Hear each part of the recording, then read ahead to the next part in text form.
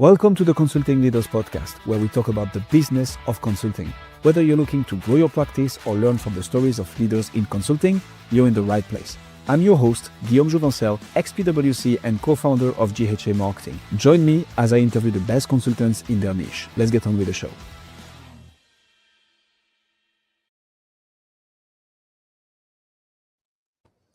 Spencer, welcome to Consulting Leaders. Happy to have you. Thank you for inviting me on the show. It is my pleasure. Let's jump straight into it.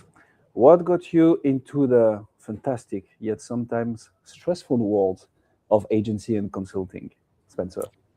So yeah, my first business was an agency, got made redundant 3 times in a year. In my hobby in my spare time was building websites, and I decided to make that leap. I had £4,500, $5,000. I had a runway for 3 months and I started building websites, and that was 1999. And then in the following 9 to 11 years in total, I ended up building the 8th largest digital agency.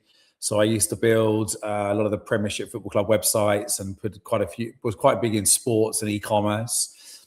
And when I sold the business, I then pivoted into consulting world.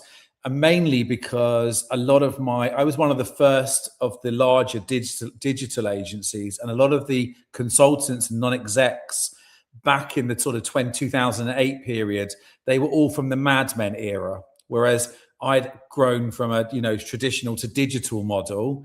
And so therefore a lot of agencies contacted me and said, would I help them with consultancy and non-exec work? And could I help not only transition them from traditional to digital, but help them scale and build an asset of value. So I kind of reluctantly fell into the consultancy because I saw demand at the time. At the time, there was very few people in the agency space doing consultancy. As you know, the knowledge revolution has changed a lot in the last 15 years, and now there's a lot more people doing consulting. But yeah, that's kind of the story. Obviously, this is close to home. This is close to my world, so I like it a lot, Spencer. What's the problem that you solve now? What is it that you help people achieve? So my job today is to help future-proof the agency sector, because as you know, most businesses are under threat from the next technology super cycle that's coming in. So, and I think the early adopters of new technology tend to be tech businesses and also agencies. They tend to be quite early adopters. So my role really is to help future-proof their businesses. And if I can future-proof their business, I can help them scale, find new demand from new areas, focus on their now, next, and future, and then build them significant, hopefully, asset value, make them more valuable in the future. As I run a consultancy, we also do M&A. So for me, the more I can build defensible IP, the more I can transition them to the next and future, the more valuable they'll become, and their asset will be, if they decide to go down a route of built to sell rather than not. So built to last. Okay, so let me actually pick your brain on this one, Spencer, because this is right where I play. How do we future-proof an agency in 2026 when there is AI? I like how you called it the next technological wave. How did you call it? The super cycle. The super cycle. Thank you. Yeah. So how do we future-proof an agency in 2026? Well, it's quite simple, really, because it's probably the same way I've future-proofed the consultancy that I'm in, because everyone's talking about just as much about agencies, being disrupted. They're talking about consultancies being disrupted. But for agencies to understand their next and future, they need to start having a culture of curiosity and understand and adopt the next and future. And so the more I can get my agencies to start experimenting, testing, implementing new technology, the more that and innovation, the more that they start to see the practical uses of it, how it will benefit their business, but also how it will benefit their clients' businesses. So all of my clients, are agencies. Now, some of those agencies are human to human marketing, so they trump AI. but some of them are very heavily going to be disrupted by AI because maybe they're they might be software teams that are building websites. They might be people doing design work, videography. So with those clients, I'm focusing on their next and future. I'm making sure that they are upskilling, that they're creating and testing new products and new services. And through that, they start to have epiphanies of seeing new market opportunities. That does make a lot of sense. Spoiler alert, this is why we also decided to get into the podcasting space, because in a day and age where everything and everybody wants to do AI, automation, and so on, and podcast world is affected by it, obviously, and impacted for sure. But I think that human connection is not anywhere. If anything, it's going to be even more important when, everything you read on LinkedIn is AI slop now. But I agree, like finding the angle where humans will be needed and you need to have this human-to-human interaction. I think this is how agencies are going to win in 2026 and beyond. Yeah. I mean, I'm very long on agencies, and I wrote the book Agencynomics on them. What is an agency? I think it's worth explaining as well. An agency is a business that provides a service to a company, and that company doesn't have the time, resource, or knowledge to solve a problem. So it will go out to another company to solve it. Now, as what agencies do gets commoditized and brought in-house, the agencies need to go up the value chain. So I keep reminding everybody that 30 years ago, 40 years ago, agencies would design leaflets and brochures. Today, we don't need to design leaflets and brochures because we can self-service. We can do that online. And the same with building websites. We could argue, well, when I started in 99, no one knew how to build a website. But today, it's very easy to go on Replit and Lovable and prompt a website from scratch. So the value of the people and the problems are going up further. And so it's just really a very natural evolution in business. But it's important that people don't get complacent, sit where they are and wait to be disrupted. But I think agencies, will they be doing the same thing that they're doing in 15 years? Probably not. Will it be some variation of what they're doing? I would think so. Yes, absolutely. And some will go and some will boom through the whole process. I mean, live events, as you rightly said, the human to human is a brand activation, brand experience is live events are all performing extremely well, Amen to that. Talk to me about the people that you help specifically, Spencer. So agencies, obviously. Do you have a typical size? Do you have a typical niche? Do you have a typical type of agency? Who is it that you need to talk to or that you want to talk to? Yeah, I mean, my ICP, so my ideal client profile is, I've got two actually. I've got the M&A side. I'm looking really for independent agencies between 25 and 75. So, revenues probably between 2.5, 3 million and 10 million, who are looking to become part of something bigger to help with their growth journey.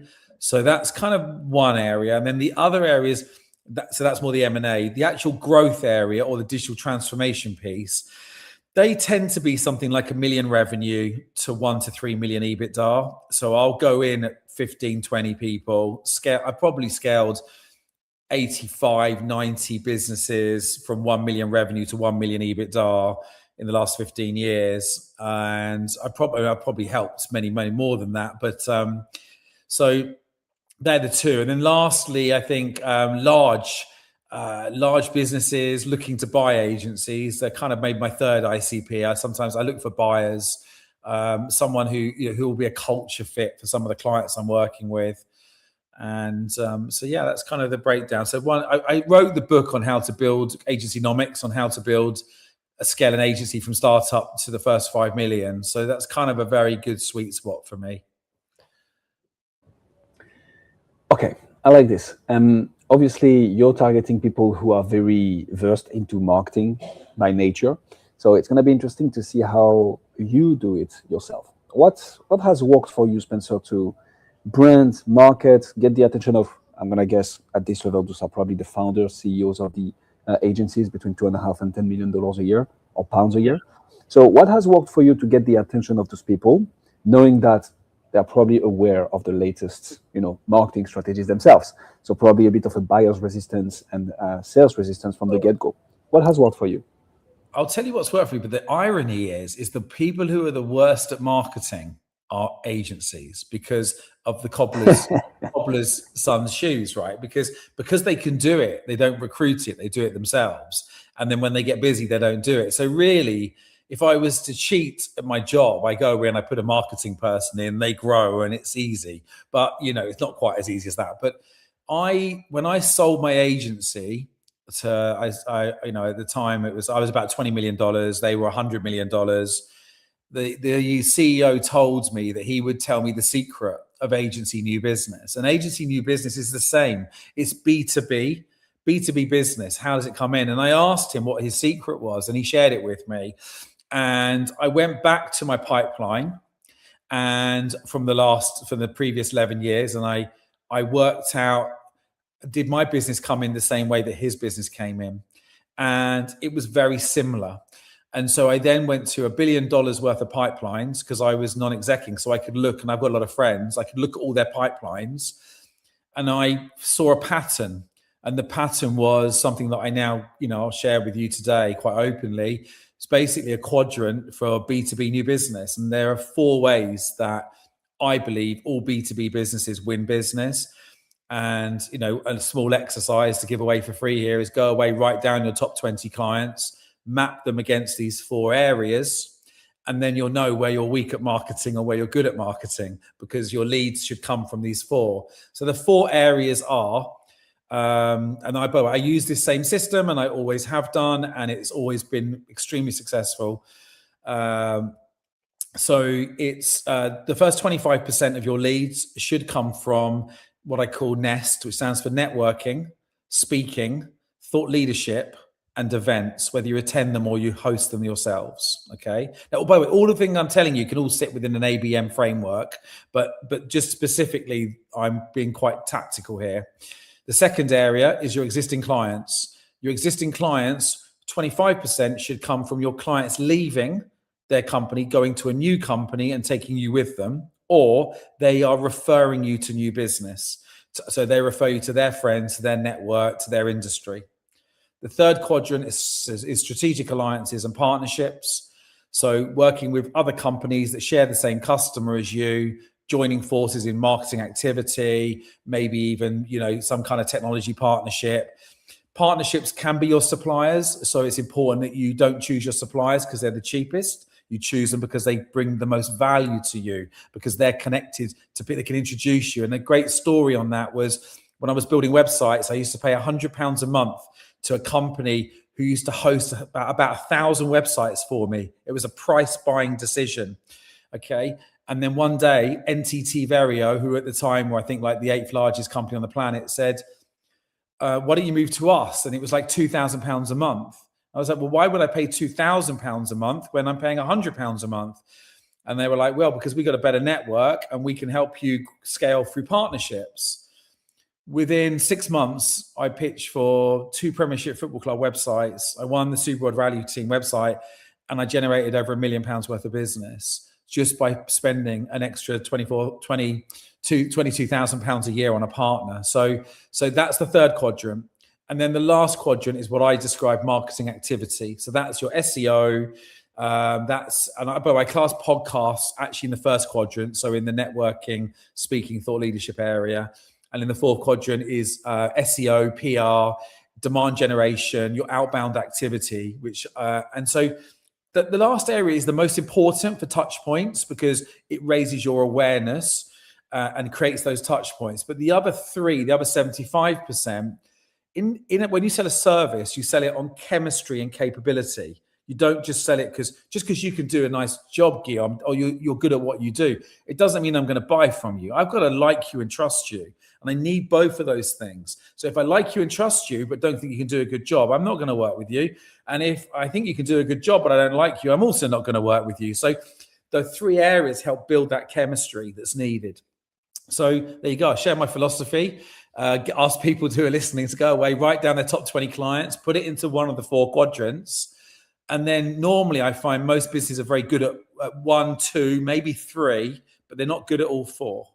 And if you get the 4th one right, you'll go up by 25% in sales, in revenue. And if you get 2 quadrants wrong, you'll go up by 50% in revenue. So it's about creating a holistic marketing strategy. Yeah. I have 2 pushbacks for you, Spencer.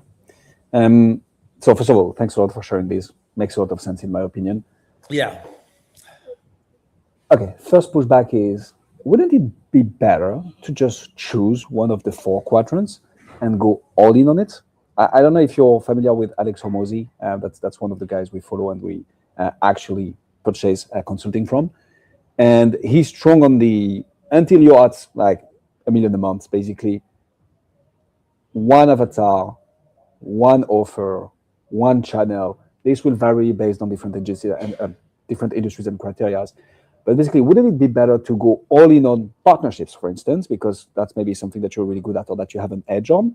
And there is, before you're capped in partnering, there's probably like a 2, 3, 4, 5, 10x opportunity for you before you explore, I don't know, cold outreach or networking, whatever it is. What's your thought on that?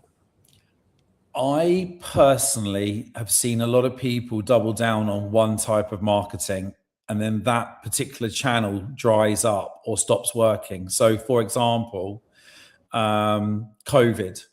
If you just did live events and COVID hit you, maybe COVID is a one-off thing, but I saw ABM, people doing certain sectors doing roundtables in tech really dry up where they've been high performing, and then that client who, what I call a one-trick pony, had one route to marketing. I've worked with people who relied on SEO and then they lost their link status. So I think you've got to be careful of doubling down on one thing. It's a bit like when you niche this is going to be controversial, but if you niche in a sector and that sector goes into a recession, it can kill your business, right? So you've got to, for me, I would always try and periphery sectors around any sector. So I think for me, the 4 areas, you don't have to do a huge amount of marketing in each of the 4. Like, I don't think it needs necessarily take up all the time, but I think sometimes my experiences in B2B, it's a long sales cycle, B2B. It's not short. You're not selling product. Oh, by the way, I'm talking about service selling rather than product selling. So just to be different on that, on a service B2B sale, it's a long sales cycle typically. So therefore, you'll win pieces of business from someone you met 5, 6 years ago, or someone you used to work with many years ago coming back. So I think, personally, I would always recommend all of them. Certainly three of the 4, but maybe, when you're small and you're starting out, it's going to be hard to do all 4, of course, So, but it won't take you time to ask your clients for referrers. It's not going to take you time to try and do events with or partnership. It's not going to take you time to meet and talk to people, to network, to speak at events. But how sophisticated Nest is, like right now you're doing podcasts, I guess you might be doing other things like writing a book, or you might be speaking on stage. You can go up to different levels in each of those 4 areas. That makes sense. It's a bigger risk. I agree with you. I think you can develop an edge. You can understand the limits of it, take it to the absolute extreme, which is, by the way, also the thing that you happen to be selling. You learn all there is to learn about it. Diversification comes in at some point if you want to future-proof your business, which is basically the business that you're in. My second pushback was, that's how you help marketing agencies market better. But how do you market? Are you simply using the same 4 quadrants for your clients? Yeah, it's, the one is funny because, as you know, there's a huge amount of people that will do targeted outreach on LinkedIn and obviously play that numbers game. But what I notice in my world, I don't set up, like a lot of people will set up all of their lead magnets, but I don't. I find my ICP, I write AI tools to find my target customer. I integrate into all the tools, Apollo, LinkedIn, etc. And Company's House, I look up, check the viability of the business. But then what I do is I do deep research on the people I'm trying to sell to, not the company. So, what are their hobbies, interests? What do they like? And then what I'm trying to do is get them out to thought leadership events where places that they like. So like football, I do it at football, rugby. If they like going out for walks. I might do a shooting event or something. And like, I'll try and find a way to bring those people to me rather than sending them endless amounts, because I want to build chemistry. If I can build chemistry, I'm going to win business from them. I'm going to build their trust. Obviously, there are other things you can do with a targeted ICP. You can make them look good. So you can invite them on podcasts. You can feature them in thought leadership pieces. So for me, it's about trying to make sure that you're able to find your target and then try and engage with them as human to human, as much as you are trying to demonstrate your capabilities electronically through communications. Yeah. And too many businesses I go into, they've got very poor conversion rates in their marketing because they're just trying to sell on their capabilities too much. And it is, listen, we as a consulting business, we are B2B and we are service. And I think so it's a very similar experience to, perhaps maybe a recruitment business or an accounting firm or a law firm.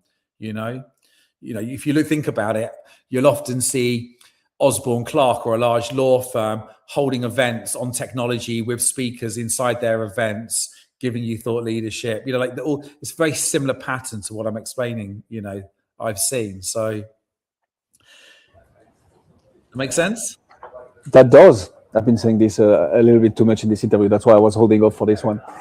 Tell me how you tie this back to sales, Spencer. And so obviously, we usually ask the questions around retention and so on, but I think your forte is obviously marketing. You've walked the talk, so I'm picking your brain on this. How do you go from one of those 4 quadrants, or all of them 4, to a conversation, a sales conversation, an SOW, a letter of engagement? I'm also a bit curious to give even more context to that question. When you mentioned that marketing agencies, the cobbler's sons, and so on, they would also potentially be reluctant to purchase marketing services from someone else when they are supposed to be a marketing agency themselves. Speaking from a place of, where I feel that. So how do you tie all this to sales, and how do you get people to cross the finish line with you? Well, there's 2 ways, right? Because you're either creating an inbound strategy, so you're creating all the marketing activity, so leads are coming into you, as long as it's very clear what your value proposition is. So, if I take one of the most famous podcasters, Stephen Bartlett, okay? So Stephen Bartlett started an agency in Manchester, okay? And he had a marketing manager, a friend of mine, who was there. And they did lots of marketing, and they weren't winning much business. And what they realized was every time Stephen went out and spoke to a big audience, that leads would come in. So if you speak at an event to 50 people, and in that talk, you're saying something like, well, in my day job, I help future-proof agencies that could be disrupted from AI, then 3 people in the audience are going to go, I need this. So you're qualifying almost those inbound leads because you're planting what you do, within your talks. So first of all, by doing the marketing and the activity, people should come into you. I have a healthy flow of leads coming in every single day. Yeah, from activities, being on podcasts, speaking at events, from social media content, from events I've organized, from my network. And that's one way. And then they'll come, and then I'll have to qualify, is what they want something that I can do? And that's an easier way to work than what I call hyper-targeting. Hyper-targeting is when I say, here are the 5 companies that I really want to work with, I aspire to work with. Now, in that situation, I've got to target those people, but I've got to get them to come to events. I've got to find a way to help them, I think, build trust with them, and then help them often look good in their job. Sometimes I'm, as I said, I'll be helping them out a lot more before I'm trying to get business out of them. And eventually I'll build a relationship and trust, not disingenuously, because I've got to be people I like and I get on with. And then eventually they'll probably say to me, Spencer, what do you actually do? And what do you solve? And I'll explain to them. And by that time, they know they need me. So I think the hyper-targeting is obviously a little bit harder because you're going out, you've got to tell them exactly what it is, what the problem is you're solving. But what I've learned is in consulting, and you'll probably recognize this, you will recognize this, that people will pay for the most important pressing thing in their business. And if what you're offering isn't important, so right now, if I go and talk about transformation with AI to a business that is all over this, they're not going to buy it from me because they don't need it. But if I go into a business where they've not got anyone on their team even using, OpenAI or Claude, then they might be slightly panicking that they're already behind the competition. So then I become more important. Does that answer your question? It does. It's basically, if I were to summarize that, it's identifying the problem right, positioning properly, and then back to this, okay, if you have an inbound strategy, people will come to you and it's usually easier to close. If it's account-based marketing, the sales might be a bit harder, but if the positioning is right, you have an unlimited uplift, because if you know who you're going after, you know the messaging and you know their pain points, you know where to press, and you know how to help as well. And all this positioned properly will lead to wins. Is that the accurate summary? Yeah, and one of the other things that's quite interesting is with my LinkedIn strategy, I've always been very narrow. So I've only ever connected to people I've met, spoken to, or specifically hits my ICP. I don't have 20,000 connections. So when I post, the people seeing my post are my target audience. So it's a lot easier. I don't have randoms. I mean, we can argue that when you have a huge volume, maybe those people will find you other people. But so for me, like, there are certain things I can do around my LinkedIn network, which will drive revenue much better than people I work with who have, maybe less specific networks as well. Spencer Gallagher, ladies and gentlemen. Spencer, if people want to find out more about you, see what you do, connect on LinkedIn if they are relevant, where should they go? Well, if you're not relevant, send me a message and tell me what you do and why it's interesting. Definitely. Cool. So where should people go? What's the link to find you? The best place is to go to LinkedIn. If you want to check out what we do, it's bluhalo.com without an E, bluhalo.com. And hopefully you'll see some of the little innovations we're doing there around AI, our agentic team, our ability for agents to be able to use our website, not just humans. We'll put all the links in the description. I can say one thing for sure, it's that you've gained at least one new connection on LinkedIn out of this interview. Brilliant. Hopefully I'm relevant. I just added you. Spencer, thank you so much for coming on Consulting Leaders. Thank you for inviting me. Thanks for joining us on this episode of the Consulting Leaders Podcast. We hope you learned valuable lessons on how to grow your practice and take your business to the next level. Make sure to subscribe and leave us a review wherever you're listening to this show so you never miss an episode. To apply and be a guest on the show, click the link in the description. See you next time. You missed 2 questions at the